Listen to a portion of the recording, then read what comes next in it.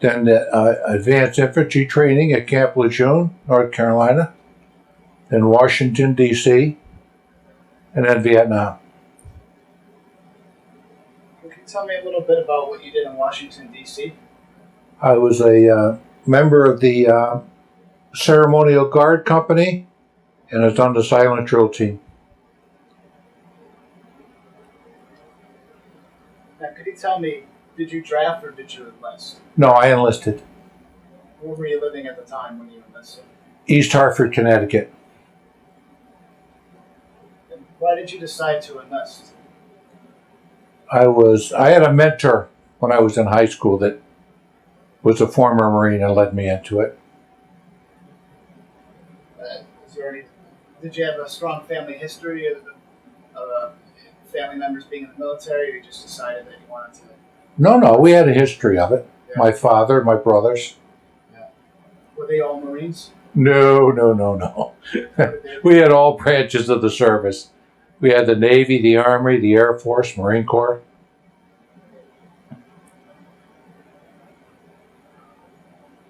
And why else did you pick the branch of service that you joined over all the other ones?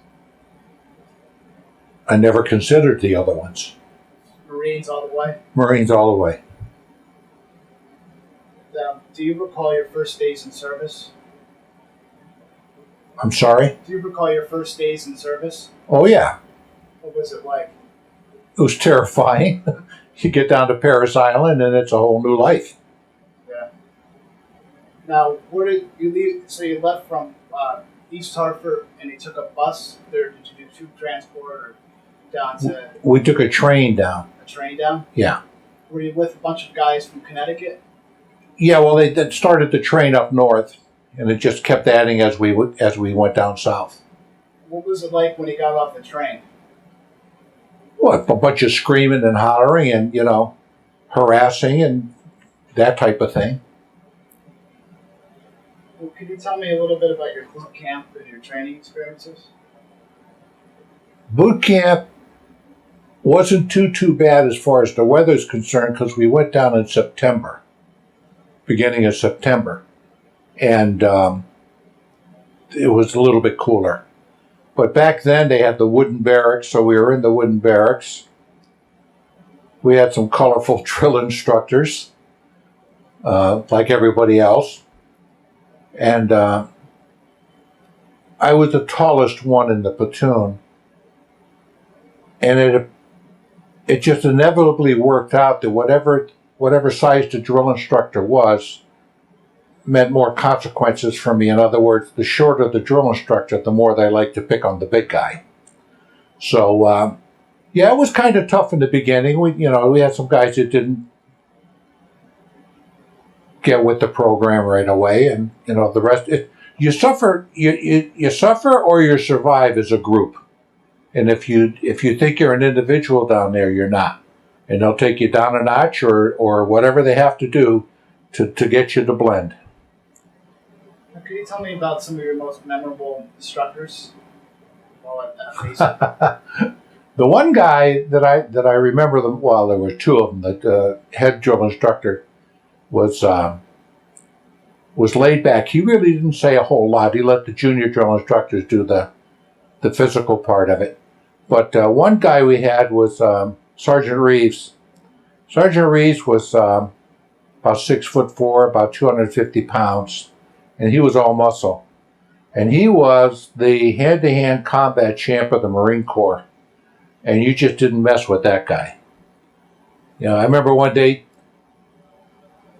I think what it was is we weren't getting out of the rack fast enough when we woke up at 5:30 or 6:30, whatever it was.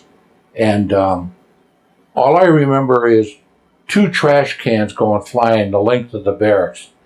The length of the barracks has got to be 100 feet at least, 70, whatever number of guys were in there. And following the barrels was Sergeant Reeves, and by the time he finished, everybody was on the deck, either on their back or on their face. And then he proceeded to teach us how to do it his way. He was quite a character. I ran into him up at Dong Ha when we got to Vietnam. I ran into him. Nicest guy you want to talk to. Big country? Yeah. Oh yeah, nicest guy. He was still in E5. It was ironic because he was still in E5, and when we met up, I was in E5. So I think that caught him off guard a little bit. But I found out later on he kind of got into trouble a couple of times, so he got busted in rank. But still, when we hooked up at Dong Ha, he was a really nice guy. Really a lot of fun to be around. That must have been a surprise to run into him. I couldn't believe it. I was walking. We were. That's when we were doing the changing over from the M14 to the M16, and we were doing the no, yeah, and we were doing the training in Dong Ha, and I had just left the armory, and I was walking down it, and I look over, and I was in shock. I couldn't believe I saw him, but he knew who I was right away, which is kind of amazing. That's good. Yeah. Now, how did you get through basic training? Did you have any trouble at all? Or Yeah, you just keep breathing. That's about all you could do. I mean, back then the training was tough, really tough. Right. And the drill instructors had their bag of tricks to keep you in line. That was, back then, that was shortly after the guys died in the swamp back there when they took them out for that midnight march. And I forget how many Marines died that, drowned back there. And then they cracked down on the drill instructors on what they could do and what they couldn't do. So it was mostly a hands-off kind of environment, but it still was pretty tough. They had their tricks to get you going. Right. And once you finished up boot camp, could you tell me exactly where else you went? Well, everybody goes from boot camp to basic infantry training in Camp Lejeune. Right. And the day we got there, just got into our barracks, and all of a sudden all hell broke loose because that's when the news came that Kennedy had been assassinated. Huh. So, I mean, we were standing there in total awe. We didn't know what was going to happen, but we were put on the state of emergency, even though we hadn't even completed, the infantry training yet. So that was a shell shocker right there. But you go from boot camp to basic infantry training, it's almost like being on R&R. There's nobody harassing you. It's a lot more pleasant then when you get there. Right. So I finished that up, and then I went home on leave. How long were you on leave for? I got to 30 days. 30-day leave? Yeah, I got Christmas and New Year's. Went home, mom and dad. What year was this? Christmas? 63. 63? Yeah. Did you do anything fun before you left for Vietnam? No. That's when I went down to D.C. Okay, so you had the 30-day pass. Yeah. And you reported for duty in D.C. Yeah. And what was that like in D.C.? That was funny because I got down there right after New Year's, and they had a snowstorm. And it was like 4 inches of snow on the ground, and the city was like shut down. They didn't know what to do with the snow, and that was kind of funny. But that was an experience. That's spit and polish down there, and people think it's glamorous being in the honor guard, but or in the ceremonial guard, but it's not. It's a lot of work, constantly. Plus, we had security clearances because the Marine Corps, 8th and I Barracks, provided security at Camp David for the president whenever he was up there. And a matter of fact, because I was on the drill team, I didn't have to go to Camp David on a regular rotating basis. But they had 3 platoons, 1st, 2nd, and 3rd, that would rotate up there on a, I want to say weekly, but it might have been longer, basis. pack up all your gear, go up to Camp David, pull guard duty, all that stuff, and then come back and they'd send up another platoon and so forth. But when the president was up there, they obviously shipped more people up. So, I mean, I think one stretch we went was it was over 2 months before we had a day off. Yeah. Because Lyndon Johnson loved to go up to that place. Him and the daughters and everything. What would a typical day be like when you work in security detail up there? I can't tell you that. Stand guard. I can't tell you that. Classified? Yeah, I would think so. I don't think they'd enjoy me discussing that. But it was quite a place. One of the things that's in, well, two of the things that were in there, I think Eisenhower did them both. One was he put a bowling alley in there, because I think his wife liked to bowl, Mimi. But I never met Eisenhower. And then he put a golf green outside of Aspen. Really? And used to go up there and he practiced his golf while he was trying to relax. How long were you stationed in D.C. for, from 1 to 1? I was there from January of 64 till May of 66. And besides Camp David, where else would you guys, work or perform with it? The drill team traveled. We performed all over the East Coast. Okay, so you weren't just strictly in D.C.? No, we would do performances down in. We performed at the East-West Bowl for the college. I think that was New Year's Day. We performed down there in Jacksonville. I think that was Jacksonville, Florida. And we got on national TV on that one. And then, we were all over the South, all around D.C., did the performing. Now, after May of 66, is that when you went to Vietnam? It's when I went to Camp Pendleton to train to go to Vietnam. Uh-huh. Spent a couple of months there training, and then went over. What was the training like in Camp Pendleton? Well, they tried to simulate as much as they could, what we might run into in Vietnam. Right. The punji pits, the booby trapping, how to pick out snipers in overgrown foliage, night ambushes, firing courses, that kind of thing. They tried to get us into a simulated situation so when we hit Nam, we wouldn't be totally shell-shocked. Right. And then, could you tell me what it was like when you did arrive in the country? What month was it? We took boats over to Nam. So you rode a ship from California to Vietnam? Yep. And the ship that we were on, the USS Bear, the lady that predicted Kennedy was going to get assassinated, I forget her name, predicted that ship was going to sink on the way over. It was a curse. But that was a real troop carrier. I mean, you were down below, and the bunks that we were sleeping on were like 12 high. So you had to climb up to get into some of them. So we were on that ship for a month because they were deployed. There was deployment sailing. They zigzag and just change course every once in a while. But and we got to Okinawa. We stopped in Hawaii for one day.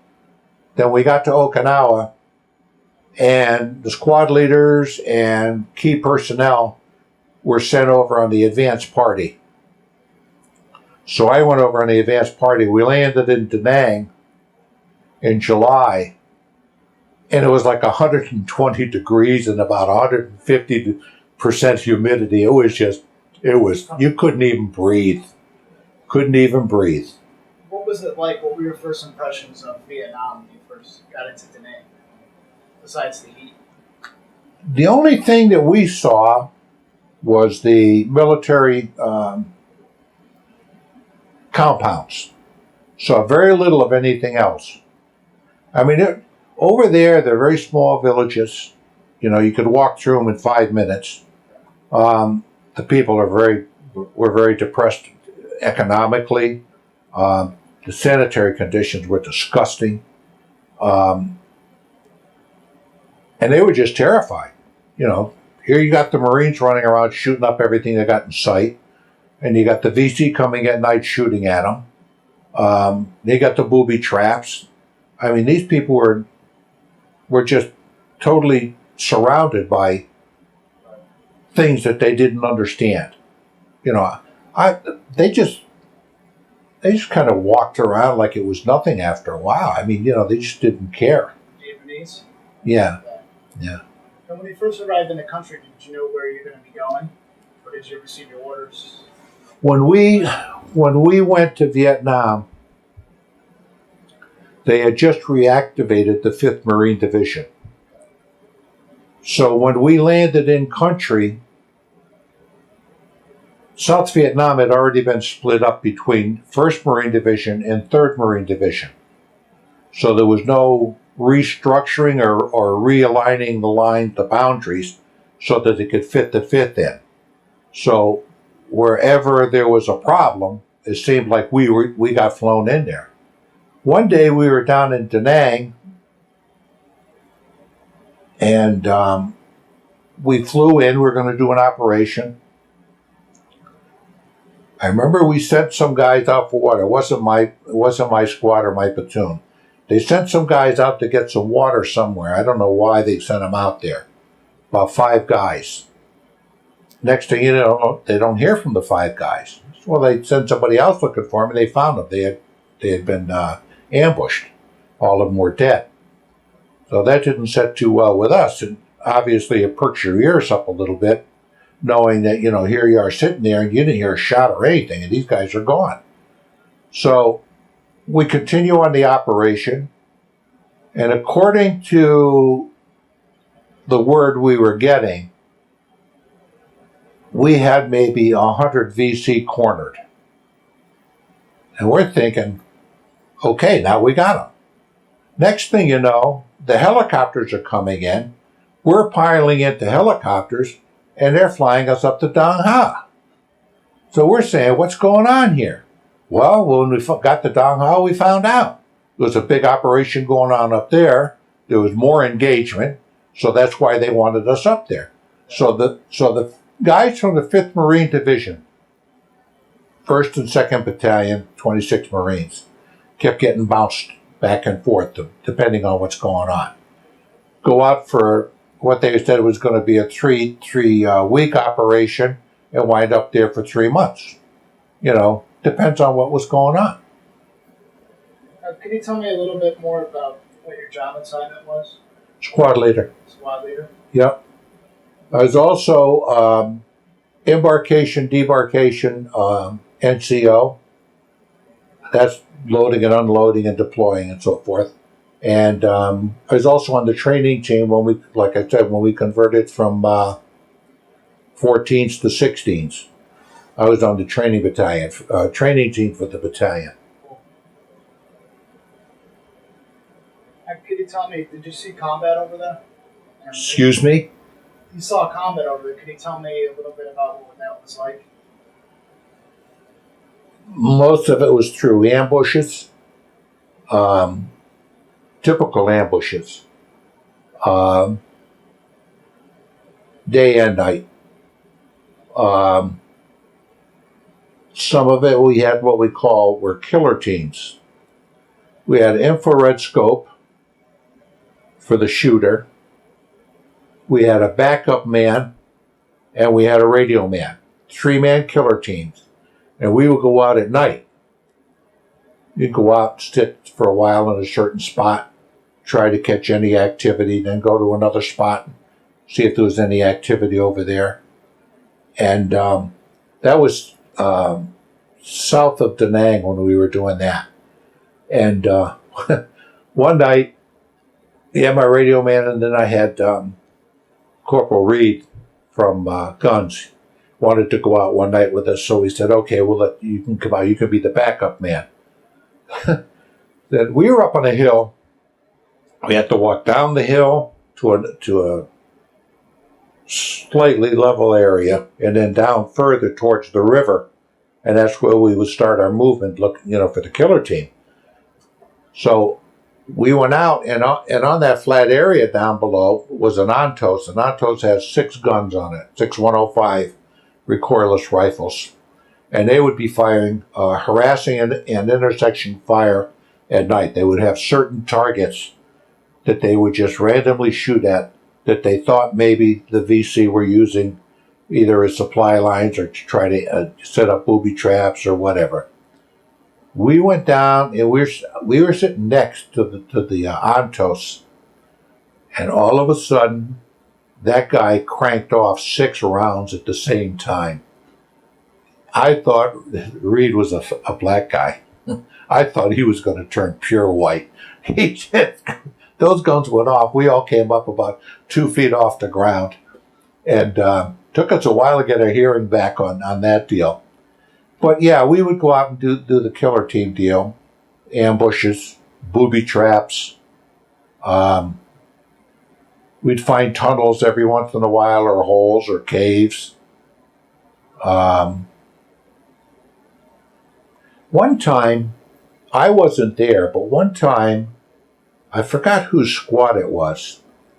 They were out on a day patrol, and these people came by what appeared to be like a funeral procession, and something didn't add up, because they weren't really headed towards the cemetery. They were headed out into the woods, kind of thing.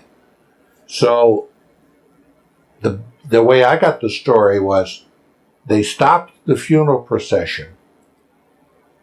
Something wasn't right. The casket was nothing but a straw box. Straw, that's all it was, like a basket.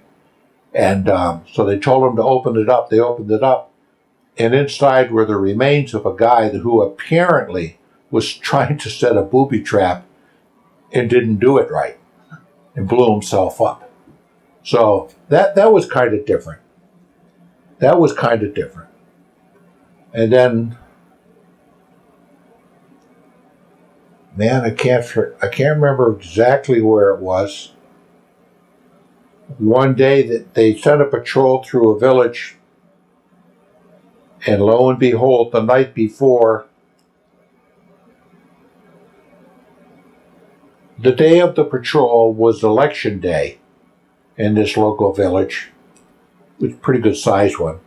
And the night before, the VC had come in, and I think they took all of the people that had the wrong political affiliation. And normally in a village, you walk down and there's just one straight path through it. You don't have side streets like you do here, just one path, foot traffic only.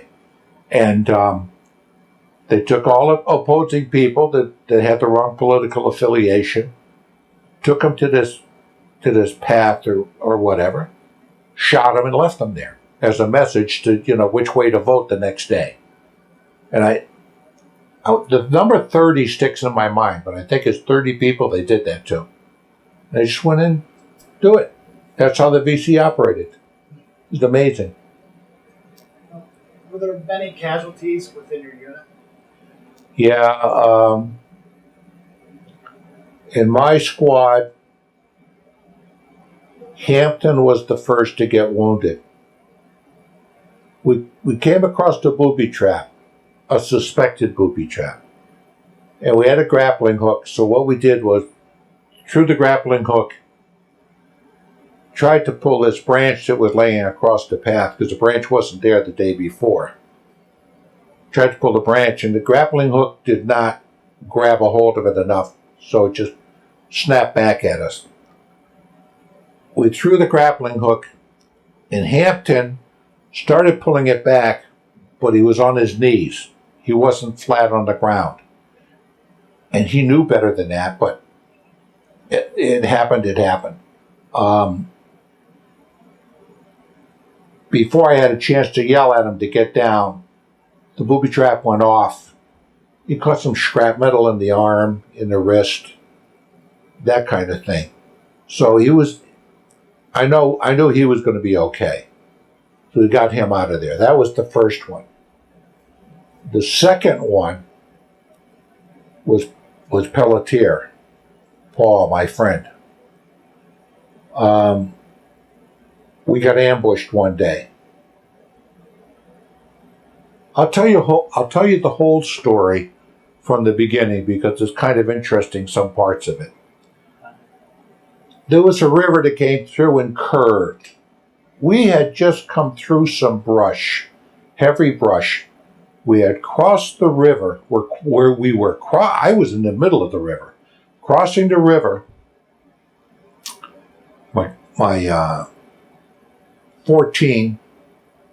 M14 was just full of junk and vines and stuff. And I simply took the thing, put it down in the river, and washed it off, got all the junk off of it, and picked it up when the ambush started. Our corpsman, Phelps, caught a round in the leg, broke his femur. I found out later, when we got in country, we were supposed to turn all our American money in. They didn't want any American money out in the field because of the black market. He kept what he thought was his lucky quarter, and he had it in his pocket. That round hit the quarter dead center, drove the quarter through his leg, and that's what caused his femur to break. I saw him later up at Quezon, and that's how I know it's a true story. And if he had not had that quarter in there, that round probably would have gone through, hit meat only and not the bone, and he would have been much better off. But it is what it is. So we lost him right off the bat. The way the ambush was set up, we were on the low side of the river, they were on the high side of the river. So they had the high ground, which is, you always want the high ground. Behind them was a pretty good sized drop off. So what they did was they ambushed us, took the shots they wanted to take, dropped down that drop off, and then started up the mountain in back of them, in mountain trails. Right. About that wide, and all they do is zigzag and zigzag. When we first got ambushed, I had my guys open, almost all of my guys opened up immediately, which is what they're trained to do. Just start shooting. Because VC are very sneaky people. They would ambush us, take off, then they could get up into trees, they could dig holes, they travel along drop-offs like they did against us. So we had no idea it was over there. We opened up fire, and we got the upper hand, so they took off. All we could do was go right back across the river, up the bank, and start chasing them up the hill. When we were crossing the river, one of my guys, and for the life of me, I can't remember his name, one of my guys lost his rifle. So it was either grab a hold of him and get him up over the bank, or let him go looking for his rifle. And he wasn't going to go looking for his rifle. So I grab a hold of him, I throw him up. We all get up and we start going up. He didn't have a rifle. I gave him my rifle, and I took my Grenadier's .45. And we started up the trail. Every time we come around a corner, the VC would be up there, and they'd open up on us. So that got to be a little annoying after a while. So we started chasing, we get them up there. We do go about half hour, 45 minutes, I think. And we had an unwritten code in my squad. We had married guys, we had single guys. And the unwritten code that we had was people taking point, in other words, going first, all right, would be the single guys. We would go first. and then the married guy would follow and back us up. We came around the corner, and Paul, my friend Pelletier, the VC opened up, and Paul caught 2 rounds in the shoulder, both in the shoulder. They got him pretty good. So we get up there, we start firing back, we drive him off. We take care of Pelletier. I think I gave him 3 shots of morphine. He was still screaming in pain. Finally got him bandaged up and into a poncho and out of there. I have a picture later on I'll show you of him. One of the rounds caught him in the arm, somewhere up near the shoulder. The other one caught him in the shoulder. The round that caught him over here, I don't know what they were using it for ammo, but it tore the whole part of his arm up right down. He told me later, when I saw him back here in Connecticut, he told me later the doctors told him that when I bandaged him up, the nerve and so forth, I covered it up. It was able to save it until he could get back for treatment. I don't know where. I think he went to Da Nang first. But when I covered it up, because we didn't have a corpsman, I had to do something. When I covered it up and bandaged, saved that nerve in there, so essentially saved his arm for him. He keeps telling people that I saved his life, and I keep telling him I don't want to hear that. You know, we just do what we got to do. So that was the second one. The third one was me. We're going around, we're fighting them. And we got to a corner where I thought I knew for sure the VC were there. So I called my grenadier up, and now the paths are only this wide, overgrown anyways, you know. The paths are only this wide. I'm on the left, my grenadier's on the right. I said, look, Benny, I want you to hit that big rock up there. Okay, so he puts a round in, takes aim, he fires it. As soon as he fired it, up pops the VC from behind that rock, takes a shot, hits me in the neck. So they tried to go for the headshot all the time because they knew we were wearing flak jackets. A lot of guys got shot either in the legs or in the head. That was just the way they operated. So I slapped my hand where I got shot. There's blood spurting out. Benny, my grenadier, takes one look at me. He about passed out, you know, saying, how lucky can you be? And so at that point, we had been on point too long. You get tired and you get careless, so you bring up a fresh group. They brought the fresh group up. 15 minutes later, they got the 2 wackos that were shooting at us, and that was the end of that. But those are the 3 guys in my squad that got wounded. I didn't get anybody killed. I'm proud of that. I didn't get anybody killed. But we went out on an operation one time, and every time I go down to the wall, I look his name up, McVeigh. McVeigh was a kid from Pennsylvania. Found out later he had a twin brother, identical twin brother. McVeigh, we were up on a hilltop. It was overgrown there. They brought a helicopter in to try to get McVeigh out. And the overgrowth was so bad we could hardly see the helicopter. So finally they said, you know, we can't get a basket down there. You know, you're going to have to walk him out. What happened was, we got up in the mountain. They suspected that there was a VC training camp up there. So we were going to go up and get it. We were up there. I would say we were right at the top of that hill. And got ambushed. They had to be in the trees, most of them from the angles that we were getting hit at. But McVeigh caught a round right through his jaw. The whole side of his face was gone. They were patching him up, and you could just, it was disgusting. You could just look at it was, the whole fucking side of his, I'm sorry, whole side of his face was gone. So they told him that he's going to have to walk out, and he nodded yes, but by the time they walked him out and got him down to the bottom of the hill, he had bled out and died.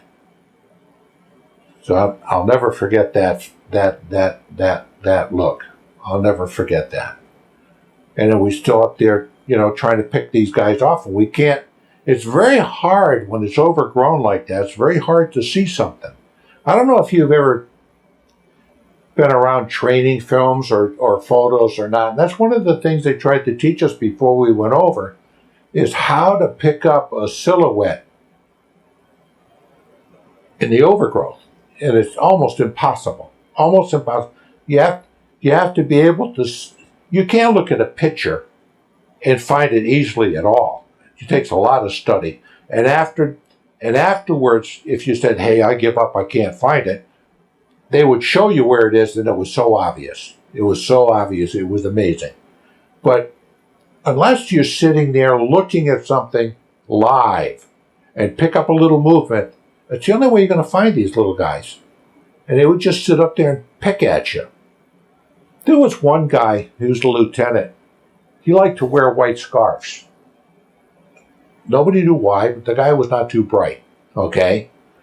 He went out one day, and they got into a firefight, and it started getting dark out. And yep, he caught a round right through the white scarf. It was like a flashlight, It just shot him. There was no choice there. I mean, that was an easy target for the VC.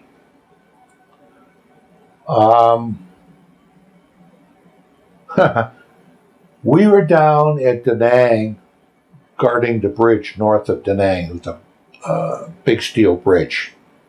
And kept getting booby traps off the patrols. You send them out, and guys would be picking up booby traps.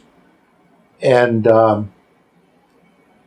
we went out one day, and I don't know why, but when we went out, they always wanted my squad to be point. I'm saying, I'm getting a little tired of this.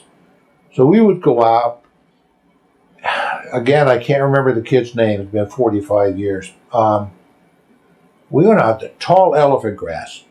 And I don't know if you know about elephant grass, but it's very thick and it's sharp. It's like, some of it's like razor blade sharp. My guy's up on point. All of a sudden he freezes. Say, wow, what do we got going here? So I get up there. I say, what's the problem? He says, I got something caught on my boot. I said, wow. So I clear my guy's back. I say, what does it feel like? What do you got? He says, I can see it. It's a piece of fishing line, clear fishing line. I say, really? I get down on my hands and knees. I go crawling up to the boot, and sure as hell, there's a piece of fishing line come across, caught on one of the eyelets of his boot.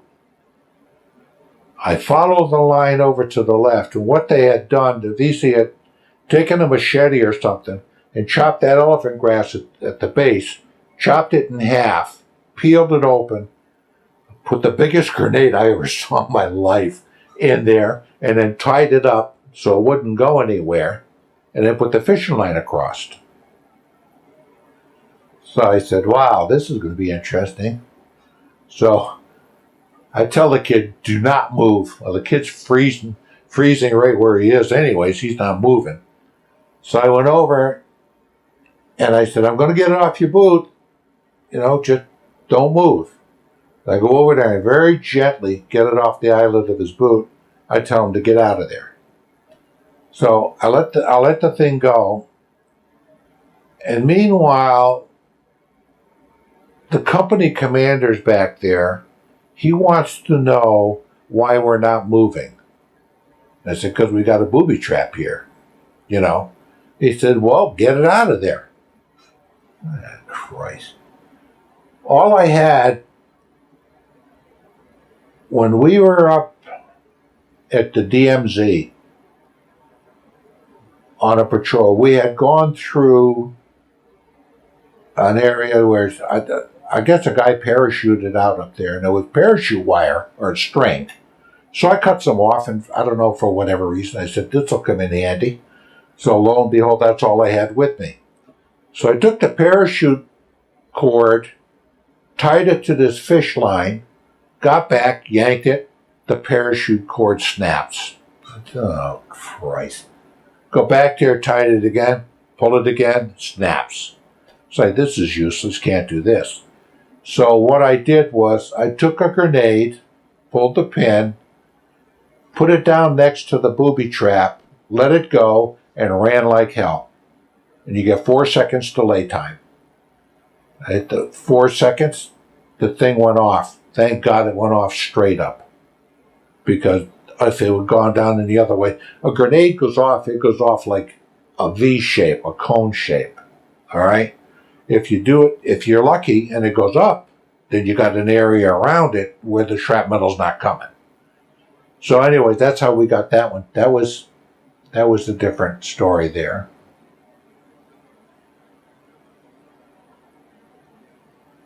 And the other stuff's kind of humorous. No, one night, we were on an operation one day, got into an ambush, and it started getting dark. So they decided that we would set in a position, all our positions, set up our defense, and wait out the night. So what the VC would do is they crawl up and they try to probe your lines, find out where your defenses are. Get up the next day. I don't know why I didn't hear the shot. Got up the next day. As soon as the sun comes up, there's a VC laying out there. They had shot him right through the chest, got one of his lungs. And you could tell when he was breathing, he was just taking in air through the bullet hole, and then you could see the bubbles when he was exhaling. He was bleeding out. So we had an interpreter come over, tried to get some information out of him, got nothing. And finally the guy just died. Young kid, young VC. But still, he was trying to probe through the lines, and he got whacked. It's the way it is. Better him than one of my guys. So that was pretty neat. Then all the rest of it, I think, is humorous. We can talk about the humor stuff a little later into the interview if you want. Can you tell me, were you or did anyone you knew were ever prisoner of war? No. No. Thank God I didn't run across that. Now, can you tell me about the awards or citations that you were awarded? Well, I got the Purple Heart for the bullet wound. I got the Good Conduct, which if you're in 4 years, you should get. National Defense, everybody gets that. Two Vietnamese medals. And the one that I want, I just got over some surgery, so you have to bear with me. I've been wanting to get down to the recruiter and get some help. I know that I'm entitled to the Presidential Unit Citation, and I would like to get that medal. That one I would like to get. So I just have to go find out how to get it, that's all. I've been online, and it's all documented online. And it's just a question of time and the energy to get over there and get it. And then the state of Connecticut came out with one too. Some kind of a service medal. I got to make a call and get that one. Moving on here. Moving on. How did you stay in touch with your family while you were in the service? Well, that's pretty interesting. Took forever to get mail, primarily because we were bouncing around all over the place. By the time they had a location, it would change. So it was all by mail, except, let me go back to the mail business. You always looked forward to letters from home because they would always have the Kool-Aid packages in them. And that's the only way we could tolerate the water over there. And that water was disgusting. So I'm sure when the war was over, Kool-Aid probably went out of business, but and you didn't even have to have a special flavor. If you got a package of Kool-Aid, you were gold. I mean, you used it, you drank it. Yeah. You know, that water was, they gave us these big tablets to put in, halogen, whatever they call them, tablets. And you put them in the water and it's supposed to purify them, but then it tasted like garbage. So we would cherish the letters from home that had Kool-Aid in them. And then my mother one time sent me a birthday cake. I'm sure her intentions were really good, but by the time I got the she didn't frost it. She sent the can of frosting with it, but I was to put the frosting on the birthday cake. By the time the cake got there, it was mold. Oh. Just a bucket of mold. But that's okay. I took the frosting and put it on sea ration stuff, and it tasted great. Yeah. But up at, I think it was at Quezon, one night they had set up a radio relay. You know, the civilian people had set up a radio relay. And we got to radio home and talk to our folks at home. Really? Or our family at home. And they only got that once. Only had that available once. But that's how you stay in touch. Yeah. It was all mostly by mail. Now, you said something about the food, the K rations. What was the food like? Did you ever have food when you were back at camp, or was it all just... When you're back at camp, you mostly had sea rations. Very seldom would you have hot meals. Out in the field, you obviously had sea rations. Christmas of 1966, they trumped it up that, you know, the mess hall was going to cook up a nice Christmas meal, package it all up, bring it out to us in the field where we were on Operation Pawnee 3. We'd have a big, nice Christmas meal. Well, lo and behold, that morning I get up and the lieutenant comes over and says, "You've got minesweep." I said, "You got to be kidding me." He said, "No, you got it." Minesweep was when you got into the big trucks,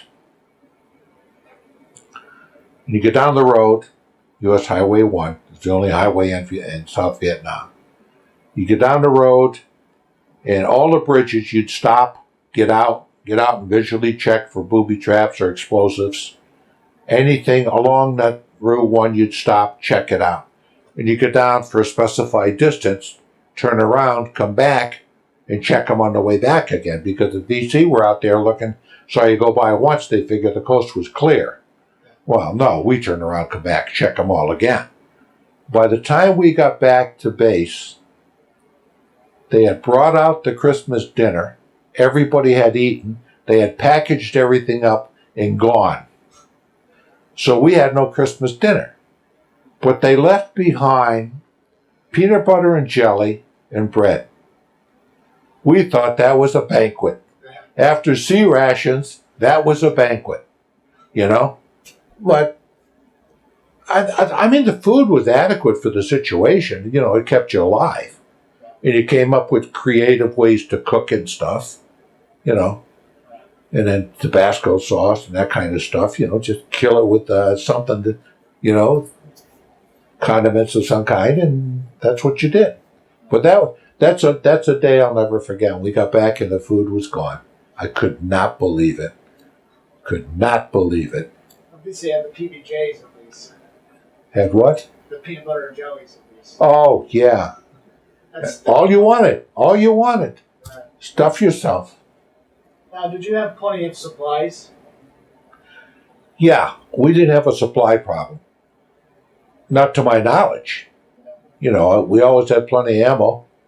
You know, the USO box, the gift boxes that come every week. You know, with all the candy and cigarettes and all that stuff. We'd get that stuff. So we had no problem supplying. Did you ever feel pressure or stress at all? From the day you got there till the day you left. Now, was there anything that you did for good luck at all? For what? Good luck? Pray. Yeah. You get kind of religious when you get into those situations. And the chaplain was, you know, friends to everybody. And when we lost somebody, we had, you know, if you wanted to go to the service, you could go to a service. Wasn't a very long one because you couldn't stay in one spot too long, really. So, you know, you just you rely on each other and pray a lot. Now, was there something? How did you guys entertain yourselves out there in the field? Warm beer, okay, because we got our ration of beer. Never cold. Battery operated CD players or record players. We didn't have any organized games per se because we never had the secure situation for that. You know, so you know, it was all simple stuff. It wasn't basketball games or volleyball or softball or anything like that. We just didn't have that. You know, not where we were. Did you guys ever see any USO shows or entertainers? We were supposed to go to a USO show, and then it got canceled or something else came up. Well, we had to go somewhere else, but I was supposed to go see one. I did not personally see one. I got a couple of pictures of one. But other than that, no. What did you do when you were on leave? For R&R, I went to Bangkok. Bangkok? Yeah. How long did you spend in Bangkok? 5 days. Good time? Good time because we had hot showers, we had food, real food, and it was kind of interesting to go around and do some sightseeing and stuff like that. Now, did you travel anywhere else when you were in the service? No. Do you recall any particularly humorous or an unusual event? We had a couple. Let me think here. Oh, I killed a bear. How'd you do that? It was kind of funny. Don't pet him.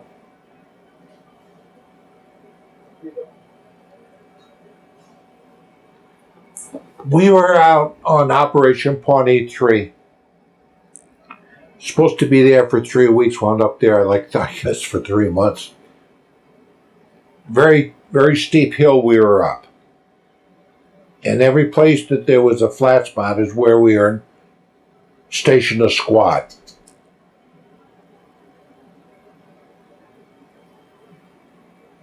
We didn't have any barbed wire because we weren't supposed to be out there that long.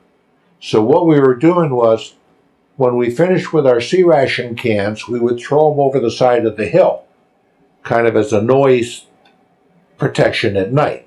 If you heard the cans rattling, you knew somebody was out there.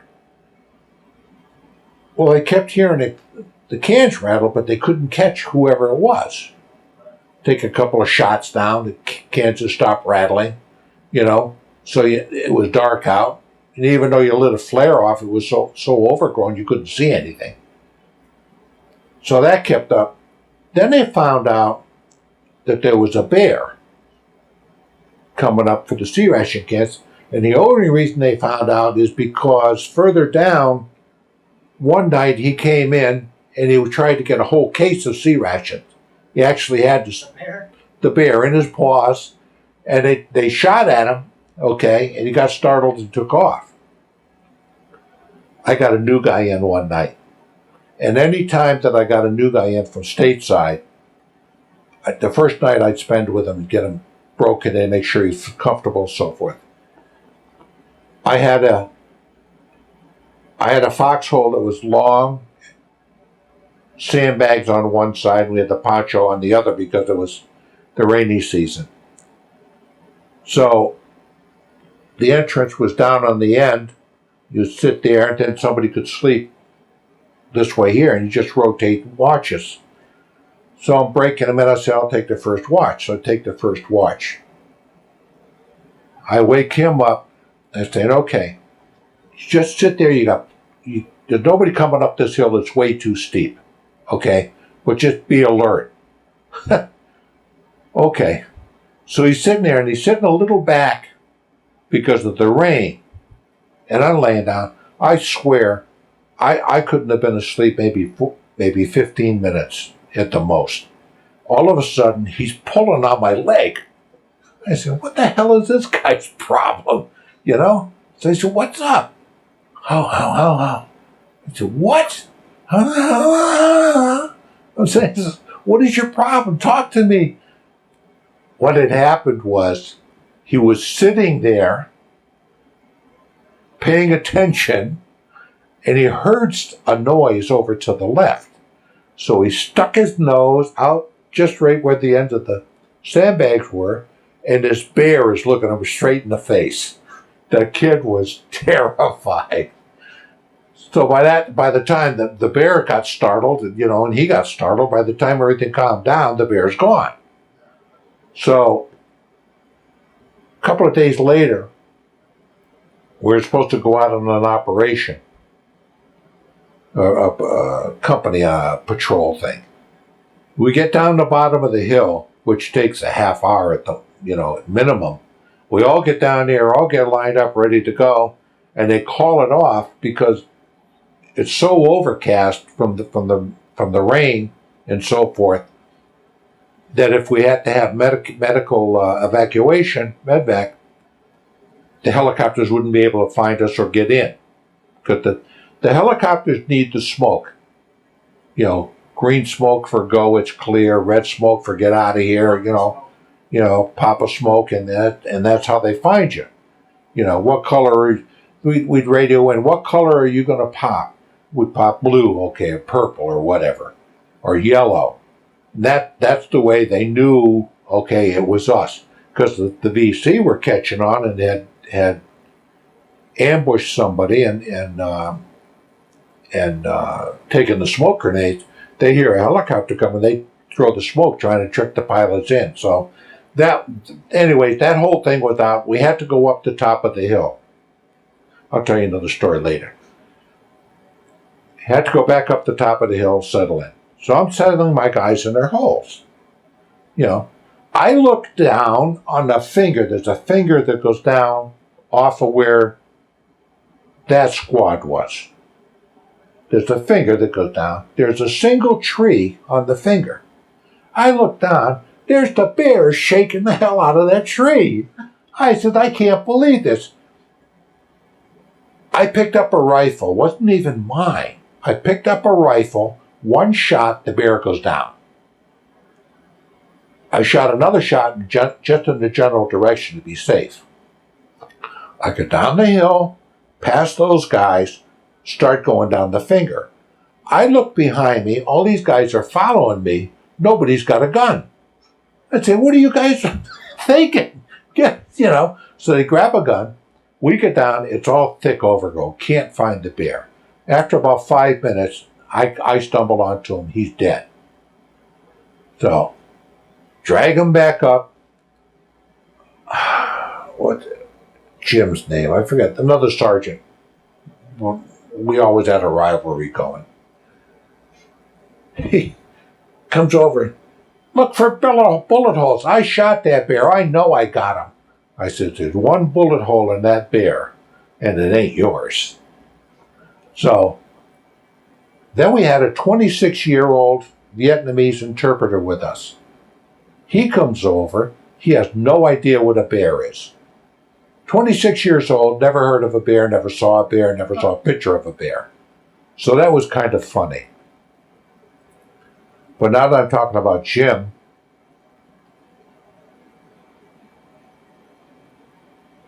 One night he goes out on an ambush, and you set your main line up facing where you want your ambush to be. Then you set a couple of guys back for a rear guard, and then you get in the middle so you can control everything. Jim goes out pitch black, sets his line up, goes back, he sets up his rear guard, he goes back, he sits in the middle. He sits down, all of a sudden, this guy taps him on the shoulder. What are you doing here? He turns, it's a VC. A VC had been sitting there waiting for somebody to come along. Either he fell asleep or something or whatever. Jim jumps up, boom, boom, at the end of that guy. He could not believe it. Sat down, the guy taps him on the shoulder. What is wrong with that? I wonder why you did that. I don't know. We'll never know. He's dead. Oh, what other humorous things? Not humorous. Not humorous. Jackson, I think that kid lost his legs. Jackson, I think, lost his legs, and he shouldn't have. This area down at Da Nang that we had been patrolling, which you set up platoons.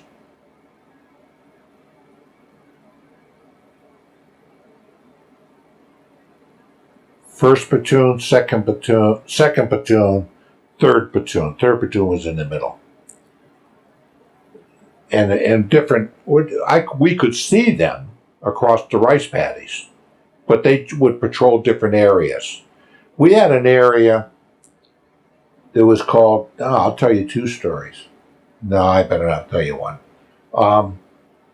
We had an area which was called X-ray. That was the bad area that we had to patrol all the time. And going into X-ray was a rice paddy, all dried up because it was summertime there. It dried up at that point. So it was flat, dried up. That's the same place that Hampton got hit with that grenade.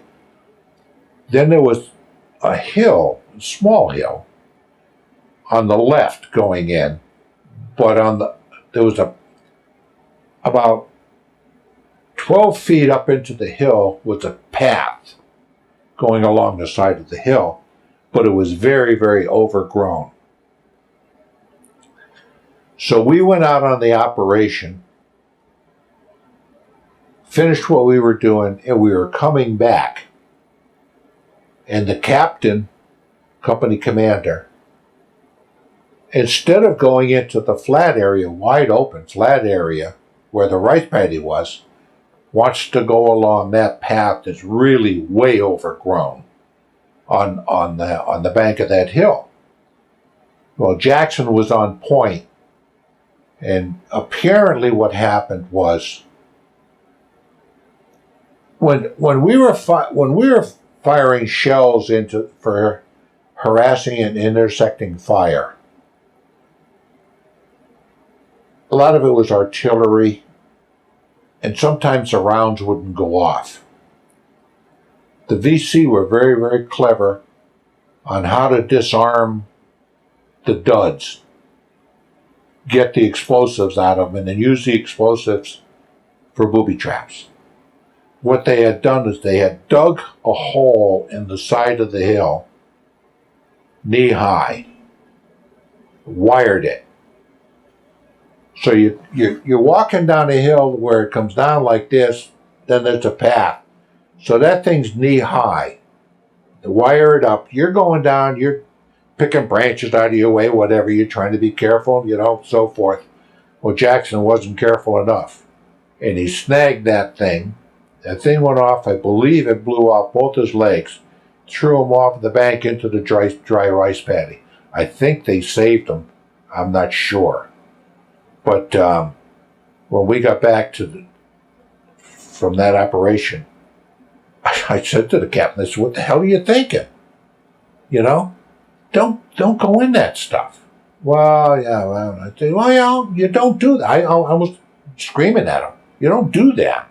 That's how you lose guys, And he said, well, I'm sorry, He knew he screwed up, but it is what it is. It is what it is.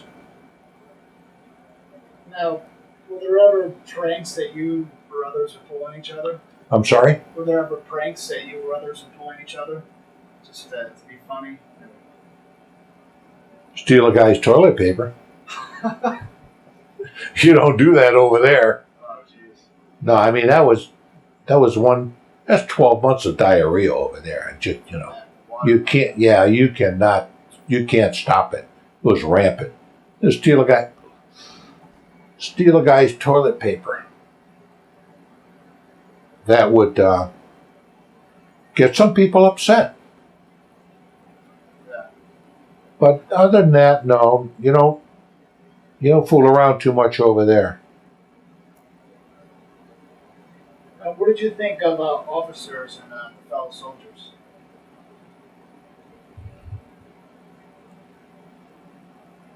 Most of the officers I never cared for.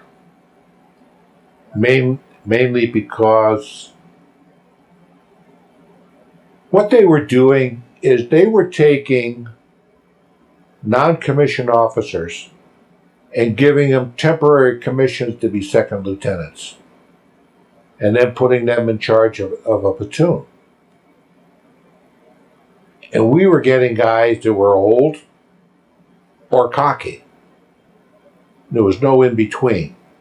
The one guy that I liked was the first one that I had that I trained with in Pendleton.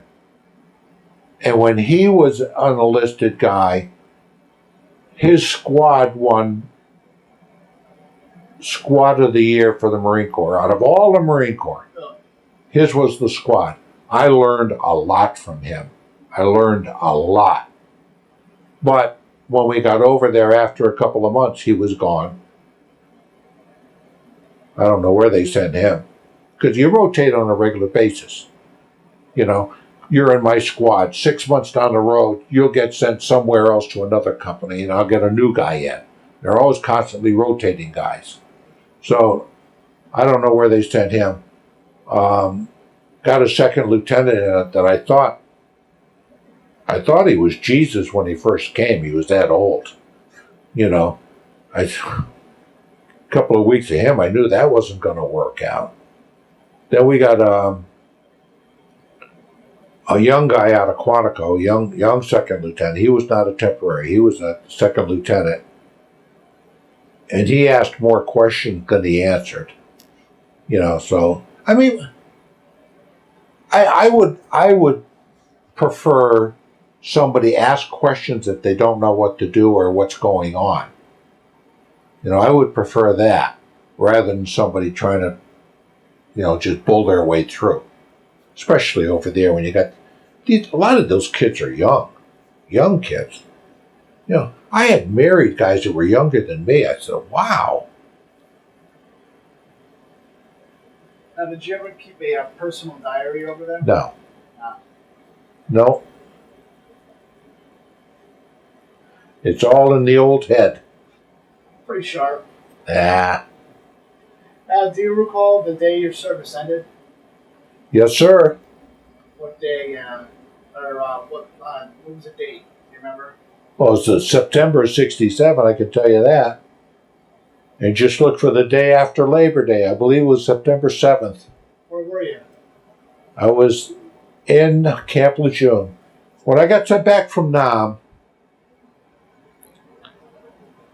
well, actually, step back one step beyond that. My enlistment was ending. We were standing at Khe Sanh just before the siege started. And the first sergeant was constantly asking me if I wanted to ship over. And I couldn't because I had a disability coming. But if I had stayed at Khe Sanh, half of that time that I would have been involved in that siege would have been as a civilian. Huh. So I got back to the States, and I got to Travis Air Force Base, which was the big processing center, and they gave me papers and said, you got 30 days leave, So I said, well, that goes beyond my enlistment date. I'll be out in September. The bidding, the leave was for mid-September. So I said, my enlistment's ending. Well, take the leave anyways. Okay, I'm young and stupid. I'll go. So I finally make it home, and I'm sitting at home getting settled in, and I'm saying to myself, no, I'm not going to do this. This is not right. So I go down to Camp Lejeune and report in. Well, it's Labor Day weekend. Everybody's on a 72-hour pass. Nobody's around. So Tuesday morning, I get up, I get dressed, I go in the office. First sergeant's there, says, what can I do for you? I said, well, you start by getting me out of the Marine Corps. He said, what are you talking about? I said, well, my enlistment ended yesterday. What? What are you talking about? Yeah. Next thing you know, I'm out of the Marine Corps. And that was it. Now, what did you do in the days and the weeks afterward when you got out of the Marines? Went right to work. What did you do for work? At that time, if you went to Pratt & Whitney in East Hartford, you got a job. That's where you went? Simple as that. You just go down there, fill out an application, you got a job. So they trained me in everything. What did you do at Pratt? Welding. Welding? Yep. Did you retire from there? No. I started going to college, University of Hartford. Under the GI Bill? Under the GI Bill. So at one point, I was working full-time, going to school full-time, and building a house all at the same time. That's when I was young and stupid. Did you finish up at the University of Hartford? No, I was short of it. But I wound up doing things that, at the time, I felt that I could get along just as well without finishing the school as I had, if I thought I finished. It made sense for me to go take care of the family and stuff. And what town did you end up settling in? East Windsor. East Windsor? Yeah, I married a gal from here. And did you make and continue any close friendships from the service after you got out? No, and I really regret that. My buddy Paul that I told you got hit. When we got out and when I got married, he was my best man. And when he got married, I was his best man. And then after we were married for a while, we just kind of went different ways and never hooked up again. But he's the godchild for my daughter, or godfather for my daughter. Yeah. And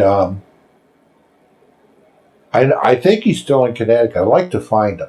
I need to find a way to find him. That's what I need. Yeah.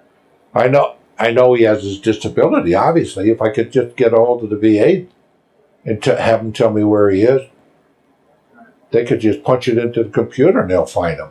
But I can't do that. That's privileged information. They may be able to find it on the internet. I don't know. I'm not computer savvy. I do a little bit on it, but I'm not a surfer kind of thing. I don't like Facebook. I know he's not on Facebook because my daughter has checked for me.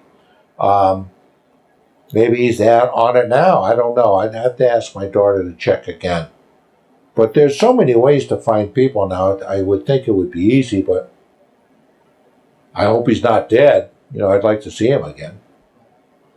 And did you end up joining any veterans organizations? Disabled American Veterans, Marine Corps League. I'm probably going to join the Vietnam Veterans here pretty quick. My father is buried in East Hartford in the Veterans section. And last year, my daughter had a Christmas wreath that she had no place to put. Asked me if I wanted it, and I said, "Well, put it outside, where it's cold, and I'll see what I can do." And then I saw the thing on TV, Reach Across America, and I was wondering if they do that in East Hartford. I went down, there wasn't a wreath on a grave down there, So I took that wreath down there and put on my dad's grave, and I'd like to see more wreaths put out, but I've got to. It's hard getting these things started, but if I can talk to the folks in East Hartford about wreaths across America, we should do that down there. You said that you went to work right away at Pratt. What did you end up doing for a career after the service? What didn't I do? Well, I did welding at Pratt. I thought I wanted to get into accounting. That's what I went to school for. I worked in auditing for CBT and cost accounting for Veeder-Root. Then the family started coming, and I wanted to go to school full time so I could finish sooner. So I wound up working at a furniture store here, and furniture leasing, and then I had a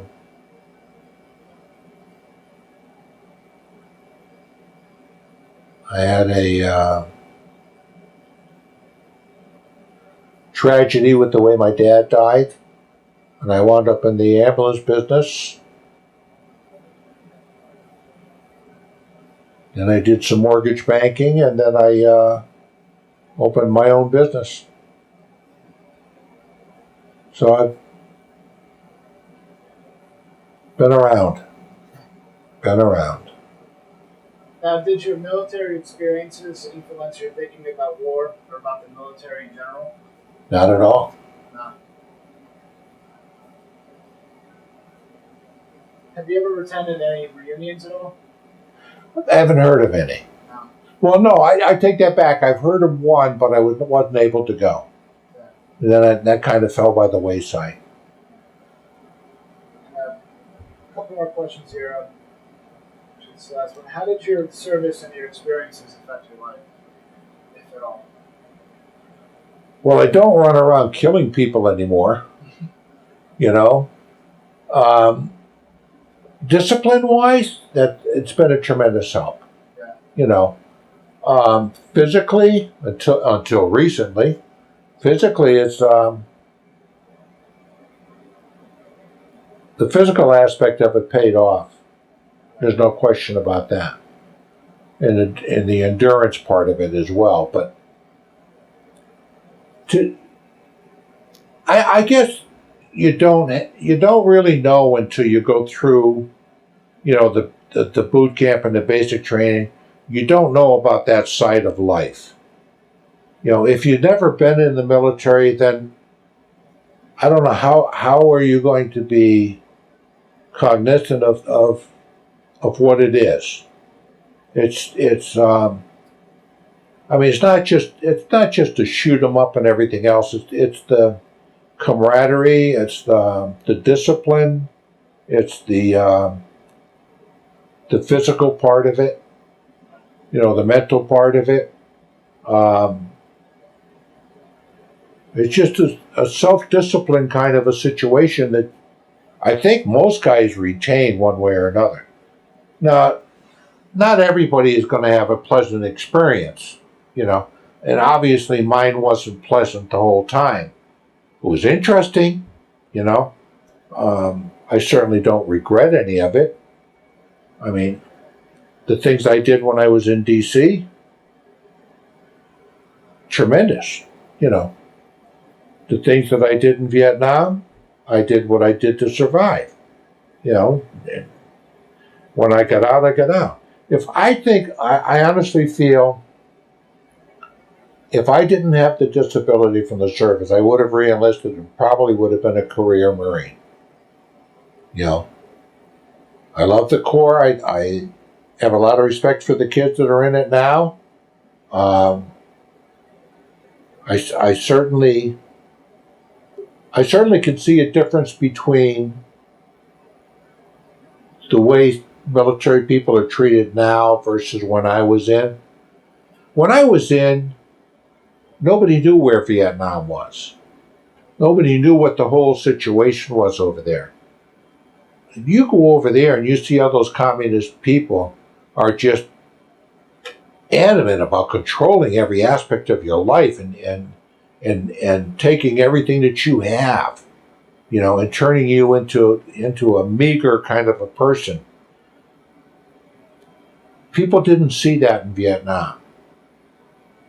What they're seeing now is that, and they don't like it, what they're saying now, is they're seeing now where the enemy is coming into this country and creating havoc and trying to kill people here. That's a different mentality than Vietnam. When you see our guys going over there and going through Afghanistan mountains or Iraqi desert or whatever, and fighting a war to weed out the people that are coming here to kill us, that's a little bit different aspect. People didn't see 9/11. People don't like the taste of war. They don't want the blood here on this country. I don't, So you see these kids today, they're being perceived in a different way than we were when we came back from Vietnam. And I'm not bitter about it. It happened. I got on with my life. I was better than some people. Yeah, sure, I got spit on, Sure, I got called names. Sure, people wanted to pick a fight with me, But that was them. I'm still the same way. Somebody comes here and says, something derogatory towards the military, then I'm sorry, I don't have time for you. I'm not going to argue with you. I'm not going to get involved with debating, if your uncle's a mess because he came back from Vietnam all messed up. Well, people come back from all kinds of wars messed up. Address the situation, try to help the folks. My disability is minor compared to when I go down to VA in West Haven, and it seems like I'm there all the time now. But when I go down there and I see guys going along in a wheelchair with no legs, and I'm talking young kids sometimes, when you see the old guy in a wheelchair who I don't think he's got an awareness of where he is or what he's doing, because he's there for treatment and that's it. You see all kinds of things. You want to take a camera and set it down. Take a camera and set it down in West Haven at the main entrance and just see the guys that are coming in and out of, and gals too, coming in and out of there and what kind of shape they're in. Bad shape. This country's got to take care of them, and that's all there is to it. And I don't care where you're from. If you're from a war that nobody cared about or wanted, to something that's going on now where people are seeing how bad the enemy is, and that wars today are not like World War II and World War I, where you fire the cannons and move the lines and that kind of thing. You don't do that now. These people are, suicide bombers. Send a kid in to be a suicide bomber. And then that's the other thing too. I'm on a rant here. That's the other thing too. When we came back from Vietnam, we were criticized for killing kids and women and stuff like that. But hey, if a woman comes at me with shooting a gun, I'm sorry, I'm going to shoot back. Naturally. But people here don't realize that. If you shoot a kid because he's setting a booby trap, well, that kid's trying to kill you. It is what it is. But people, people have to realize, okay, there are bodies of people out there that want to come and kill us because their God tells them to do it, or because they think they're going to become martyrs, if they do it to, if they kill. When we were in Vietnam, we were out on an operation one time, and we came upon a very small pagoda.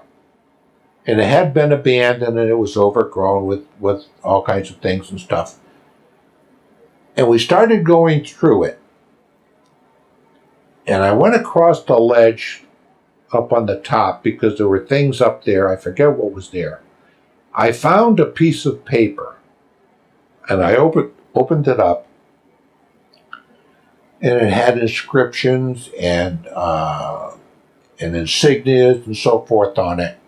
And I thought, this is interesting. I don't know what it means, but so I gave it to the lieutenant. Lieutenant sent it back to intelligence people. And one day I said to the lieutenant, I said, did they ever say if that anything was on that paper, of importance or anything? And he said, it basically was a commendation for some Vietnamese who had killed a large number of the enemy, and he was being recognized for that.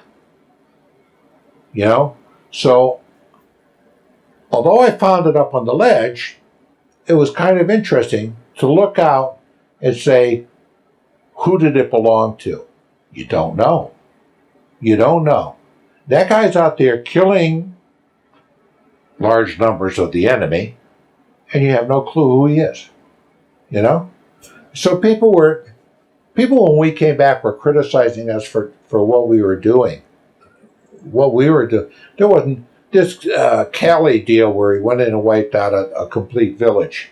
That's an isolated situation, and that's what's going to happen when you have people at war. They're going to snap, or they're going to be looking for a medal or whatever they're looking for. We had a kid get killed over in Vietnam because he thought he would get a medal out of doing something he wasn't supposed to do. So, there are, people, who they are. You knew that, the glory seekers. Not everybody's Naughty Murphy. Now, is there anything else that you'd like to add that we haven't covered in the interview? You're doing the interview. When you're happy, I'm happy. This is the most I've talked about this in a long time. A long time. I think it'd be a good point here to stop the interview, and I think that we've covered everything. And I'd like to thank you for your time today, and I'd like to thank you for your service. I appreciate it. My pleasure. And that's it for the interview. Thank you.